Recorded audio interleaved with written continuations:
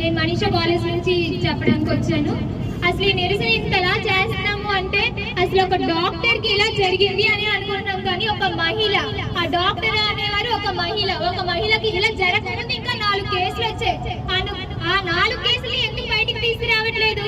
ఒక డాక్టర్ కి ఇలా జరిగిందని తీసుకొస్తారు. డాక్టర్ అనే కాదు, అందరు మహిళలకు కూడా ఒక భద్రత అనేది ఇక్కడ లేదు అంటే ఇప్పుడు ఎంతమంది ఇప్పుడు జరిగింది అంటే పోలీస్ స్టేషన్ వరకు వెళ్తారు, కోర్టుల వరకు వెళ్తారు, అంతేకాని ఏం జరుగుతుంది అనేది అసలైన ప్లాన్ ఎవిడెన్స్ మాత్రం దాచిపెట్టి ఒక్కనే కిరాతకుడిగా అతను ఏమన్నారు, తీసుకుంటే నన్ను ఊరి తీసుకోండి అన్నారు. అంతేగాని దాని వెనక ఎంత మంది అని ఉన్నారు అనేది బయటికి మాత్రం రావట్లేదు. ఖచ్చితంగా ఇది పోలీస్ వర్గాల దగ్గర నుంచి మాత్రం ప్రతి ఒక్కరికి కూడా సహాయం అనేది దయచేయాలి. ఒక మహిళ బయటికి రావాలి అంటే ఎంతలా భయపడుతున్నారు అంటే